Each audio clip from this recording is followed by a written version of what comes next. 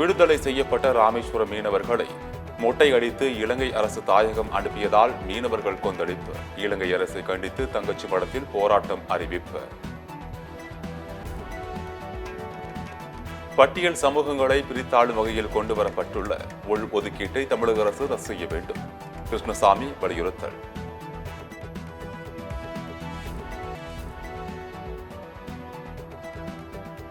விசிகவின் மது ஒழிப்பு மாநாட்டில் அதிமுக பங்கேற்குமா பங்கேற்காதா என்பதை தலைமைதான் முடிவு செய்யும். முன்னாள் அமைச்சர் மாஃபா பாண்டியராஜன் பேட்டி.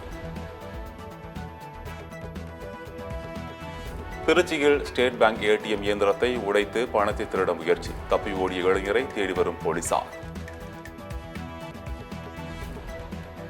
தாம்பரம் மாநகராட்சியை கண்டித்தும் தேமுதிக ஆர்ப்பாட்டம். பல்லாவரம் அடுத்த அனகாபுத்தூரில் சேதமடைந்த சாலைகளை சரி செய்ய வலியுறுத்தல்.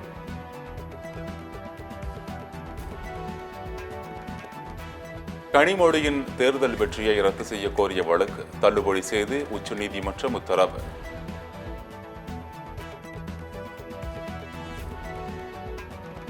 ஆட்சி அதிகாரத்தில் பங்கு இருமுறை நீக்கப்பட்ட வீடியோவை மீண்டும் பதிவு செய்த திருமாவளவன்.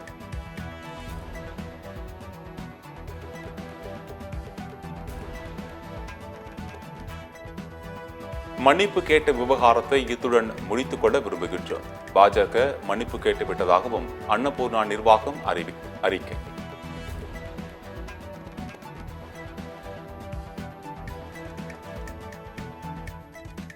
தொடர் விடுமுறையை ஒட்டி கிளாம்பாக்கம் பேருந்து நிலையத்தில் குவிந்த மக்கள் கூட்டம். விழுப்புரம் உள்ளிட்ட மாவட்டங்களுக்கு போதிய பேருந்துகளை இயக்க பொதுமக்கள் வேண்டுகோள்.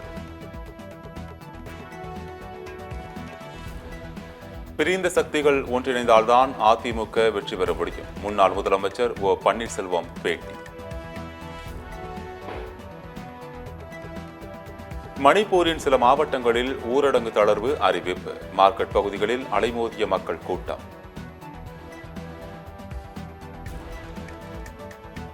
சத்தீஸ்கரில் பிரதமர் துவக்கி வைத்து உள்ள வந்தே பாரத் ரயில் மீது கல்வீச்சு. 5 பேரை கைது செய்து போலீசார் விசாரணை.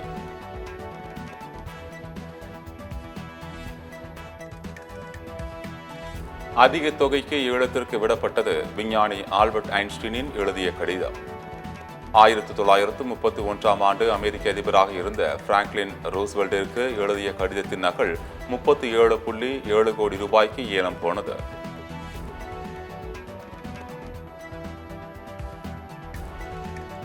விண்வெளியில் இருந்தபடி அமெரிக்க தேர்தலில் வாக்களிக்க உள்ளோம். சுனிதா வில்லியம்ஸ் மற்றும் ஃபுட் வெல்மோர் தகவல்.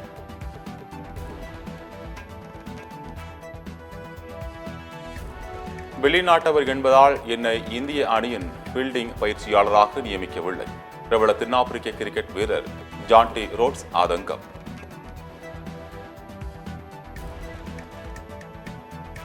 கொல்கத்தாவில் குண்டு வெடித்து குப்பை சேகரித்தவர் படுகாயம்.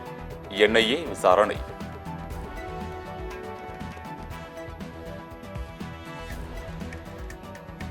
விறுவிறுப்பாக நடைபெற்று வரும் ISL கால்பந்து தொடர். ஒடிசாவை வீழ்த்தி வெற்றியுடன் தொடங்கிய சென்னையின் FC அணி.